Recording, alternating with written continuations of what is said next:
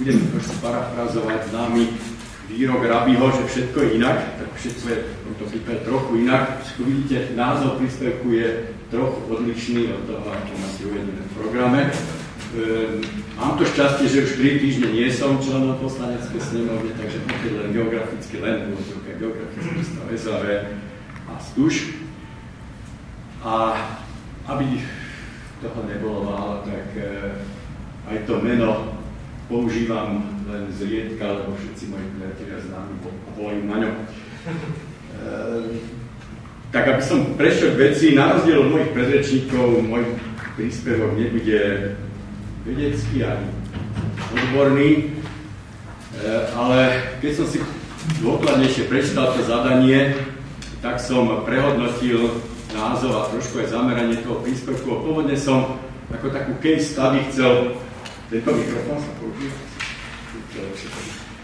práve tú moju 4-ročnú skúsenosť s pôsobením v slovenskom parlamente vo výbore pre pôdohospodárstvo a životné prostredie vo väzbe na tému dnešného podujatia, najmä na problematiku ochrany prírody a krajiny. Dúfam, že sa k tomu dostanem niekedy v závere tejto prezentácie, ale predsa mi nedal, keď som si hovorím prečtudoval podrobnejšie to zadanie, aby som sa aspoň trošku nezamyslel nad tými podstatnejšími vecami, ktoré sú podľa môjho názoru za týmito zmenami vo vzťahu k prírode a krajine, aplikácii na Slovensku, ale určite aj v širšom kontexte. Takže vychádzal som z takej celku triviálnej tézy,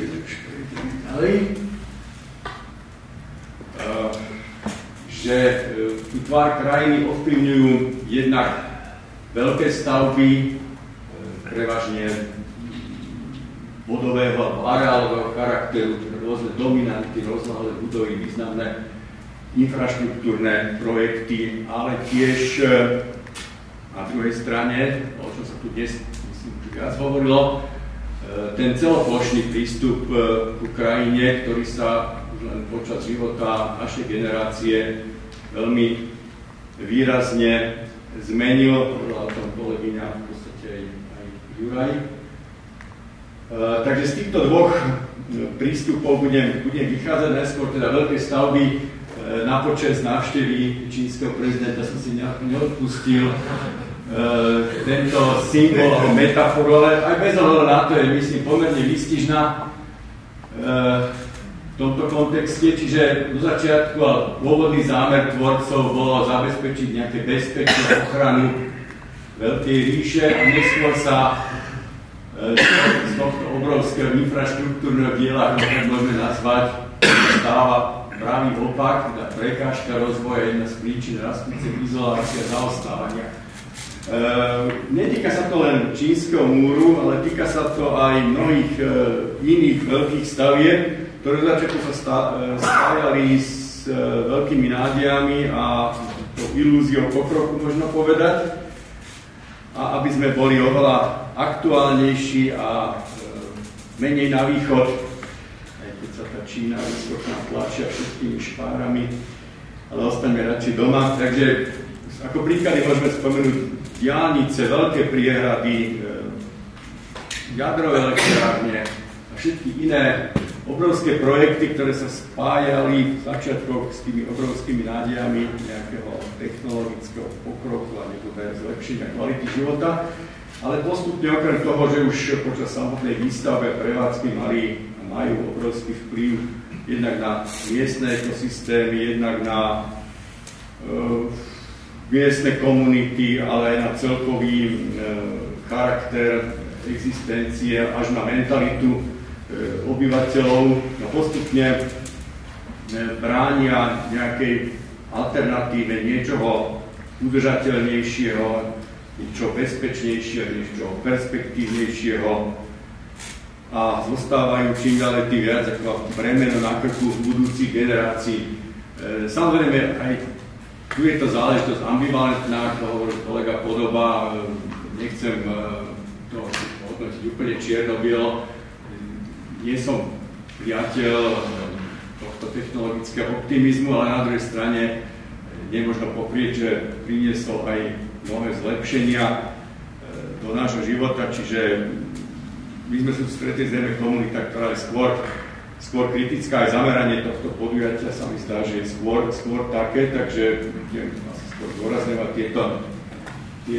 tie isté stránky.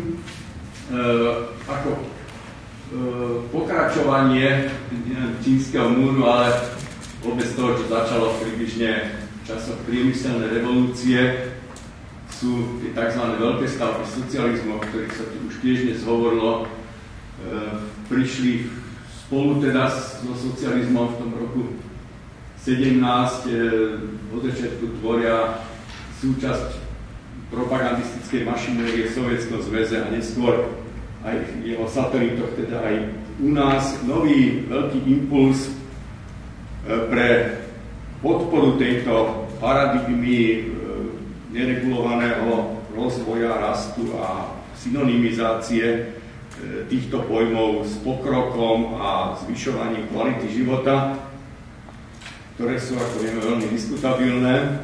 Je príchod studenej vojny a tá vybičovaná permanentná súťaž tých dvoch blokov, tá snaha byť stále väčší, rýchlejší, vyšší, bombastickejší, megalomanskejší.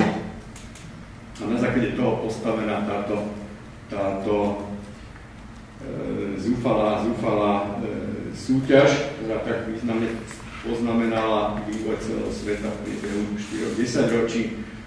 Známa antitéza, trošku ďalej, antitéza voči tomuto prístupu small is beautiful, čiže víťazom nemusí byť a v budúcnosti zrejme nebude ten, kto je najväčší, najrýchlejší a podobne, ale ten, kto je najšikovnejší, najviac sofistikovaný, najefektívnejší, najflexibilnejší a s tým súvisí aj to, že víťazom v budúcnosti nebude ten, s najväčšou pravdepodobnosťou, kto porazí toho druhého v takomto vojenskom zmysle, alebo všeobecne militaristickom slova zmysle kto z koho, alebo aj starozákonnom zmysle, keď chcete, ale ten, kto sa dokáže s tým druhým dohodnúť, dokáže byť s ním v nejakom komplementárnom vzťahu, dokáže sa s tým reálnym či daným protivníkom doplňať, spolupracovať, že prakticky naplňať win-win stratégiu. No, keďže som bol 4 roky v politike, neodpustím si trošku aktualizácie a personifikácie celkom osobne, že ten prvý, podľa mňa prekonaný prístup predstavujú z politickej sféry nám všetkým dobre známej ľudia ako Vladimír Mečiar, Václav Klaus alebo Robert Fico. Ten perspektívny prístup číslo 2, založený na win-win stratégii Václav Meta Radičová, Jozef Havrošek alebo Petr Bidhart, tak vám spomenúť len niektoré mená. No a ďalšie poučenie aj z novodobej histórie. Ľudia, ktorí sa históriou zaoberajú, asi povedia, že to nie je nič nového. Skrátka, také vytriezvenie z toho tzv. Historického optimizmu, ktorému sme podľahli po roku 89 mnohí, že odteraz sa to už bude všetko vyvíjať len k lepšiemu. Trošku aj možno nadväznosť na Fukuyamov koniec histórie a iné diela, ale realita nás učí a učí nás to vlastne celé dejiny ľudstva, že ten vývoj nie je nejaký jednosmerný, ale cyklický alebo dialektický, ak chcete. Pár príkladov, možno z trošku iného súdka, nie krajinársko-environmentálneho, ale predsa možno námed na zamyslenie, že v roku 18, keď skončila prvá svetová vojna, by asi málo kto bol predpokladal, že po 20 rokov príde ešte ničivejšia vojna, čiže tá neschopnosť ľudstva poučiť sa z tej tragédie prvej svetovej vojny netrvala ani 20 rokov a mali sme tu vlastne repete, ešte krvavejšie. alebo kto by v 45. pripustil, že mnohí z tých, ktorí sa najviac zaslúžili v boji proti fašizmu, pôjdu o 4 roky do väzenia a jeden z nich aj na popravisko. Ale aby sme nechodili tak ďaleko do histórie, kto by si myslel v 80. teda, že predvečer 89. že niečo také príde, alebo že sa na 2 roky neskôr rozpadne Sovietsky zväz. Ale takisto pomyslel v roku 89 alebo v novembri 89, že o 3 roky sa rozpadne Československo. Takže ideme ďalej. Hovorili sme tu o veľkých stavbách socializmu. Máme 26 rokov po a tieto neblahé stavby a projekty v podobe zombíkov alebo kostlíkov vypadajúcich zo skrine na nás padajú stále. Čiže sa tie stavby vracajú, či už v podobe tej, že sa ako keby dokončovalo to, čo sa začalo začiat socializmu, kde ešte funguje aké také ospravedlnenie, že tak treba to dokončiť, keď je to už odostávané, je to osud možno Gabčíkov a Nových Mlynov, niektorých jadroviek, ale máme tu aj celkom nové podobné projekty, nové bloky jadroviek, ktoré sa plánujú.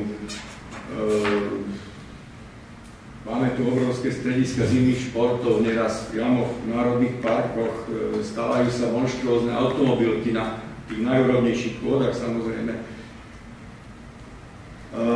To, ako prebieha manhattanizácia našich miest, je tiež s rôznym príkladom toho, ako sme nepochopili gény a noci a vôbec charakter a obyvateľnosť našich sídiel.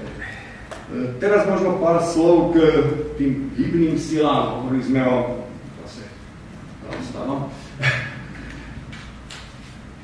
Hovorili sme o tej pretrvávajúcej ilúzii technologického a hospodárskeho rastu, ktorá sa dosiaľ neraz vydáva za synonymum pokroku, či dokonca stelesnenie dobra. Jeden z takých symbolov je ukazovateľ hrubého domáceho produktu, ktorý meriame rozvoj, pokrok a podobne, ako všetci vieme, že je to v podstate nezmysel. To, čo je nové za posledných 26 rokov, sú nové disponibilné zdroje, ktoré dodali mnohým tým projektom, ktoré boli za čas socializmu na papieri, ako keby nové krídla, či už sú to eurofondy, alebo pôžičky, alebo PPP projekty a iné úžasné veci, ktoré nám umožňujú budovať diela, o ktorých sa nám pred 30 rokmi ani nesnívalo. Čiže dochádza k takému paradoxu v čase, keď, by som povedal, filozoficky sme už možno skôr v tých intenciách small is beautiful, tak prakticky aj vďaka týmto novým disponibilným zdrojom kapitálu sa tu realizujú diela, ktoré prekonávajú niekedy aj tie veľké stavby socializmu. Veľmi silne pôsobí v verejnom diskurze a v predvolebných kampaniách aj tá mantra tvorby nových pracovných príležitostí opäť nie vždy je nesprávna, alebo nie vždy je to len mantra, ale často je to polopravda v tom zmysle, že iná cesta rozvoja by vytvorila minimálne toľko pracovných príležitostí, boli by udržateľnejšie a boli by spojené s menšími dopadmi na životné prostredie a z dlhodobého hľadiska možno aj s menšími ekonomickými stratami. Čo je možno fenomén, o ktorom sa menej hovorí, je takmer úplná absencia systematického spoločenského odporu voči tomuto pretrvávajúcemu trendu, s ktorým my, menšina, sme nespokojní. A absentuje tu dosť zásadné slovo médií, mienkotvorných osobností. Vo voľbách sa prejavuje, ale nielen vo voľbách, aj to, že nie je tu signifikantná časť spoločnosti, ktorá by sa zásadne dožadovala toho iného, alternatívneho prístupu. S tým súvisí aj marginalizácia tejto problematiky, paralelne s ňou škandalizácia alebo bulvarizácia, na druhej strane ideologizácia, najmä v tých politických centrálach, stranách, v parlamente, vo vláde, v médiách, ale aj v celom verejnom diskurze. A ďalší problém, ktorý aspoň na Slovensku veľmi výrazne pociťujeme, je taká istá diskontinuita v sledovaní tejto problematiky, že príde, ja neviem, klimatický summit v Paríži, tak naozaj médiá sú plné tejto témy, je tam aj kopu zaujímavých materiálov, polemických a podobne, ale prejde týždeň, dva a tie médiá sa zem sa zláhne po konče, ako sa hovorí, skrátka, zrazu nenájdete ani zmienku o tom, že takýto summit bol, a nie je to ešte o tom, že by sa mal aj nejako jeho závery mali implementovať, ale to je jeden z takých aktuálnych príkladov za mnohé. Čo mňa osobne trápi, keďže skoro 40 rokov pôsobím, čo by sa dalo nazvať tretí sektor, je stále ešte neduživosť alebo podvyživenosť miestnej demokracie, občianskej spoločnosti, tretieho sektora, lokálnej ekonomiky a komunálnych iniciatív. Aj keď sa v tomto smere urobil obrovský kus práce, ale stále je to, by som povedal, súper, ktorý nie je z hľadiska svojho potenciálu porovnateľný s tým, čo sa deje na tej druhej strane barikády. S tým súvisí aj likvidačná konkurencia zo strany tých tzv. Veľkých hráčov, keď si porovnáme automobilizmus s MHD alebo hypermarkety versus tá sieť malých obchodníkov a služieb, alebo veľký versus malí farmári. Takisto je to aj imidžová, marketingová záležitosť. Napriek tomu, že sa aj v tomto urobilo nesmierne veľa na podporu týchto udržateľných trendov, udržateľnejších trendov, stále v reáli je, povedzme, ten automobilizmus viac podporovaný ako cyklistická doprava. Príklad zo Slovenska, máme krásnu národnú stratégiu cyklistickej dopravy, všetka česť, a potom sa pozriete na štátny rozpočet, prejdete všetky možné kolónky, kde by sa mohla podpora cyklistickej dopravy objaviť, opýtate sa ešte interpeláciou ministra financií, ten sa vám prizná, že no áno, na tento rok sme ešte nedali ani 1 euro na realizáciu tejto národnej, ale možno, že v budúcnosti. Takže podobne je to s tým vzťahom jadrovky, obnoviteľné zdroje, energetické úspory a podobne, nemusíme si hovoriť. No a teraz v tej druhej časti som chcel niečo povedať ešte o tom celoplošnom prístupe k Ukrajine. Som spomínal, že moja generácia zažila obrovské zmeny, celoplošné zmeny o využívaní ako vidieckej, tak aj mestskej krajiny. Nechcem vás unávať, a už nemám ani čas, aby som tu citoval diela mojich kolegov z Geografického ústavu, ktorí sa systematicky venujú týmto zmenám využitia zeme, majú aj kartografické, štatisticky samozrejme zachytené, ale myslím si, že tie zmeny, ktoré priniesla už len spomínaná kolektivizácia, industrializácia nášho poľnohospodárstva napríklad, sú obrovské a všetci o nich vieme, úplne zásadným spôsobom zmenili charakter a fungovanie vidieckej krajiny. Nemenej markantnou zmenou bola industrializácia po druhej svetovej vojne, vrátane ťažby nerastných surovín, jej dopad na prírodu, krajinu i celkovo životné prostredie.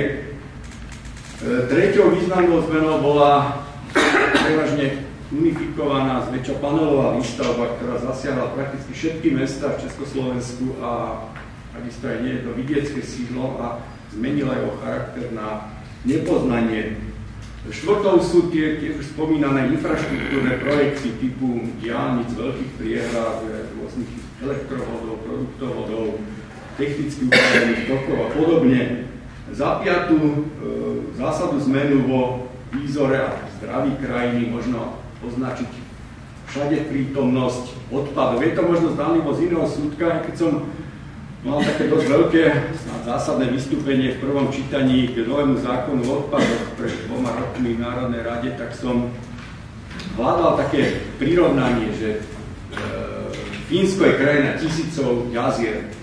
Vy, Česi, máte 100 vežatú právu. Tak čo by sa tak dalo povedať o Slovensku? Tak Slovensko je krajina tisícov čiernych skládok.